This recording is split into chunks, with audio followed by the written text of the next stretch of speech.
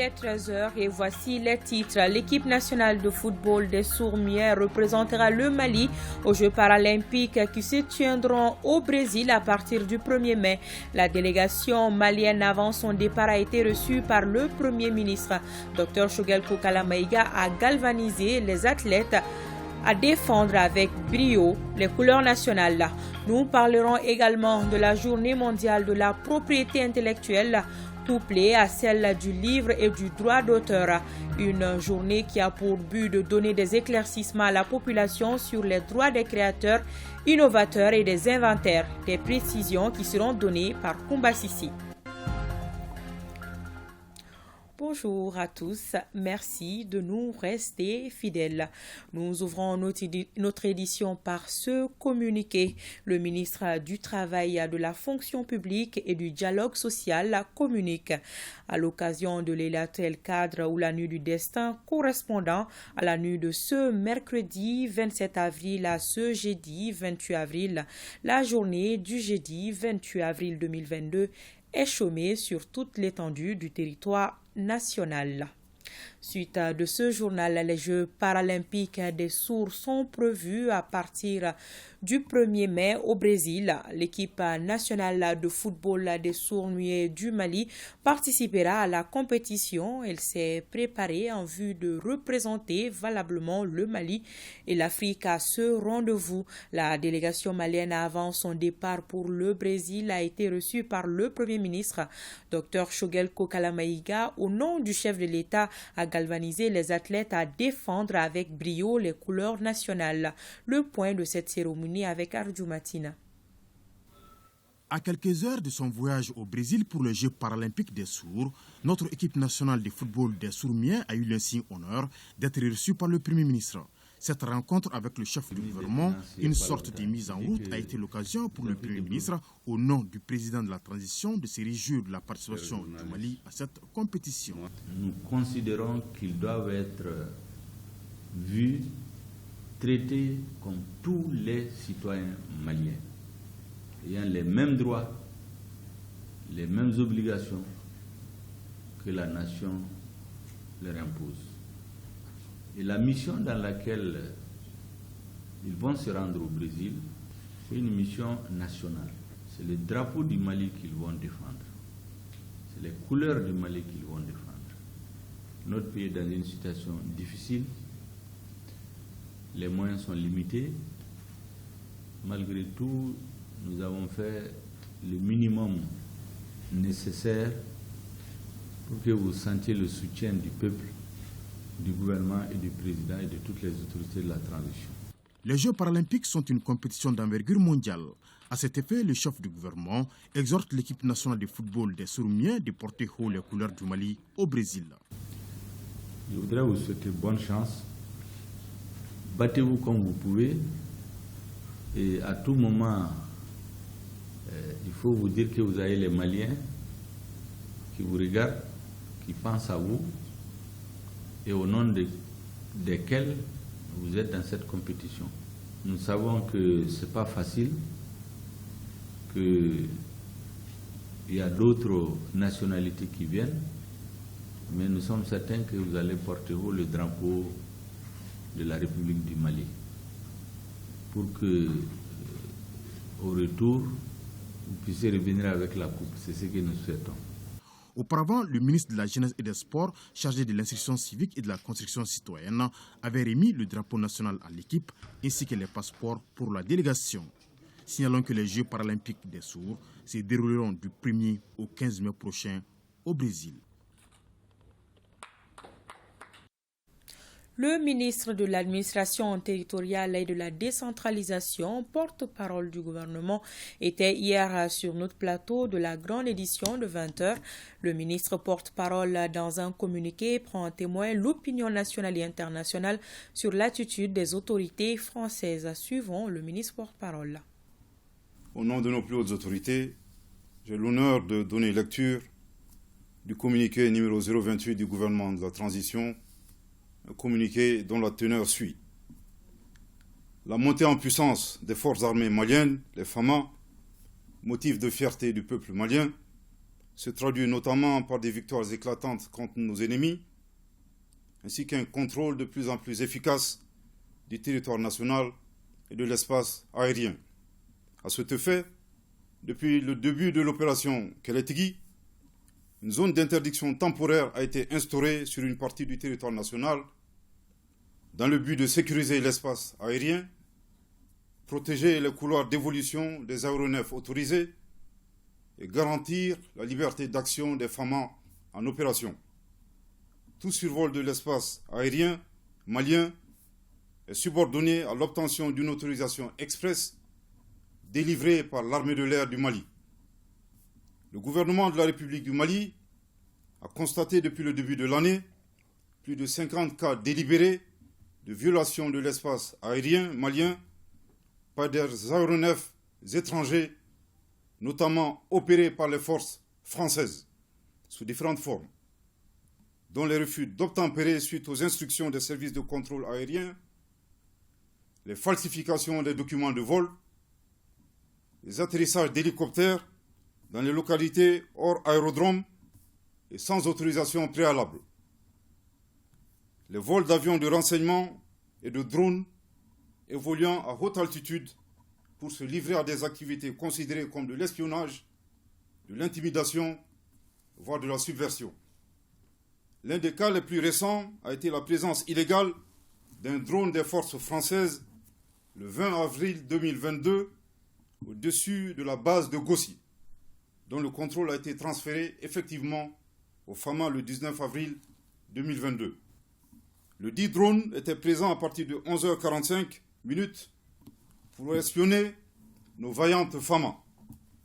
Outre l'espionnage, les forces françaises se sont rendues coupables de subversion en publiant des fausses images montées de toutes pièces afin d'accuser les FAMA d'être les auteurs de tueries de civils dans le but de ternir l'image des forces armées maliennes engagées pour la libération du territoire, la protection et la sauvegarde des populations éprouvées par une longue crise sécuritaire.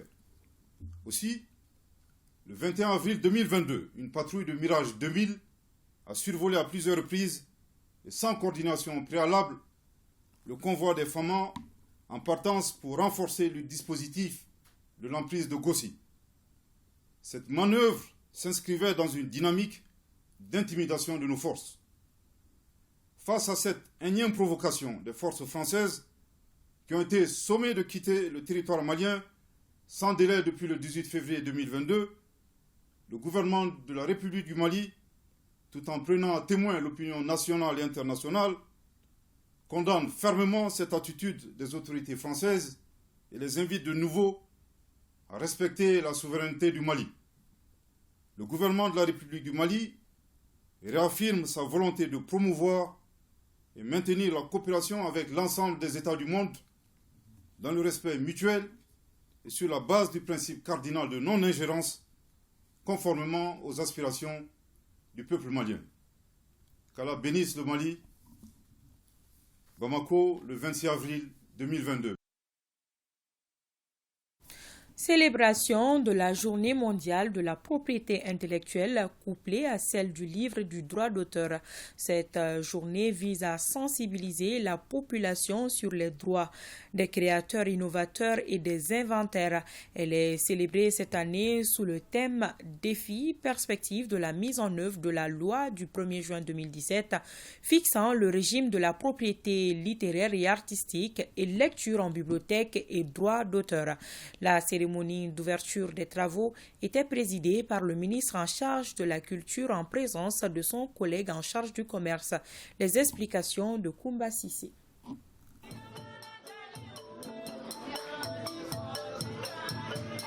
La création d'une œuvre d'art artistique et littéraire demande beaucoup de réflexion et la plupart de ces auteurs ne bénéficient pas de leurs droits.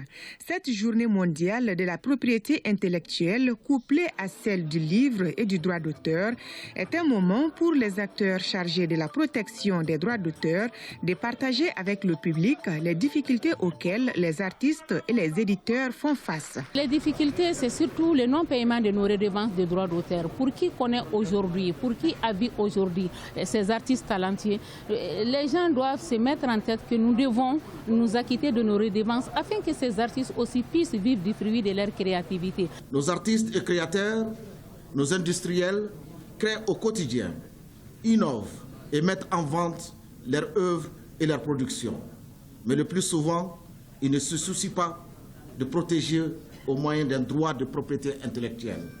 C'est pourquoi nous devons saisir l'opportunité de cette journée pour mieux sensibiliser à aller vers la protection de leurs œuvres et leurs produits. Au cours de cette célébration, plus de 20 figures emblématiques de la culture malienne, comme Nahawa Doumbia, Djelimadi Tunkara, ont reçu des vivres et une enveloppe symbolique en guise de solidarité. Nous voulons tout simplement témoigner la reconnaissance, le respect et l'attention des pouvoirs publics à l'égard de ces grandes dames et hommes de talent, auteurs et artistes émérites, écrivains, cinéastes. Je suis particulièrement heureux de pouvoir remettre au nom du président de la transition une enveloppe de 2 500 000 à M. Mohamed Silla, artiste, pour lui permettre de se faire opérer du cœur. Les prestations du groupe CITA de l'Institut national des arts, Djankine Kouyaté, Djeneba Sek et un sketch sur le droit d'auteur ont émerveillé le public. 35 milliards de francs CFA, c'est le coût global du nouveau plan d'action multisectoriel de nutrition. Ce document, qui était en discussion au cours de la deuxième réunion du Conseil national de nutrition, prend en compte tous les secteurs de développement en vue d'une réduction du taux de malnutrition au Mali. La réunion était présidée par le ministre de la Santé et du Développement social, qui était accompagné de 2 autres membres du gouvernement. Batraoré pour le compte-rendu. Selon les chiffres du réseau des Nations Unies pour la nutrition, un enfant sur 10 souffrait de malnutrition et sur 10 enfants, 5 étaient en retard de nutrition au Mali en 2014. Des chiffres qui montrent que la malnutrition est un problème de santé publique au Mali. Le plan d'action multisectoriel de nutrition est la stratégie mise en œuvre pour organiser la lutte contre ces fléaux. Le plan d'action multisectoriel de nutrition veut dire exactement que tous les secteurs comptent pour qu'un enfant, une personne en général, puisse avoir les nutriments durant tout le cycle de la vie. Le nouveau plan d'action multisectoriel de nutrition est évalué à 35 milliards de francs CFA et couvre la période 2021-2025. Le réseau des Nations Unies se réjouit vraiment de l'élaboration inclusive et participative de ce nouveau plan 2021-2025. Il prend en compte nos préoccupations formulées plus haut, notamment la multisectorialité, ainsi que les engagements internationaux que le Mali a pris dans les différents forums. En adoptant le plan d'action multisectoriel de la nutrition 2021-2025, le gouvernement du Mali s'est résolument engagé dans l'agenda 2030 pour le développement soutenable prôné par les Nations Unies. Pour ma part, je peux vous rassurer que le gouvernement de transition accorde une grande importance et suit avec un grand intérêt la mise en œuvre du plan d'action multisectoriel. Plusieurs partenaires soutiennent le ministère en charge de la Santé pour la mise en œuvre du plan d'action multisectoriel de nutrition. Ils ont tour à tour appelé à un soutien sans faille pour que la malnutrition soit un mauvais souvenir au Mali. Le collectif des enfants des partants volontaires à la retraite était en sitting. À travers cette activité, le collectif voulait rappeler au gouvernement le paiement intégral des sommes dues aux partants volontaires à la retraite contenu dans un accord cadre, disent-ils, signé entre le gouvernement du Mali et la Banque mondiale. Le sitting a eu lieu devant le siège de la Banque mondiale à Bamako. Youssouf Diakité nous en dit plus. Le collectif des enfants des partants volontaires à la retraite s'est mobilisé pour demander au gouvernement et à ses partenaires, notamment la Banque mondiale, le versement intégral des sommes dues à ces partants volontaires à la retraite. Une situation qui dure depuis plus de 30 ans. Il y avait 2 programmes. Et maintenant, le premier programme, c'était AFRA, en 87-89. Ils ont déjà fait partie. Mais l'ECD a financé ça. Le deuxième programme, c'était 91-93. C'est la Banque mondiale qui a financé ce fonds-là. Bon, ça trouverait que la transition vraiment de 1991 était en place.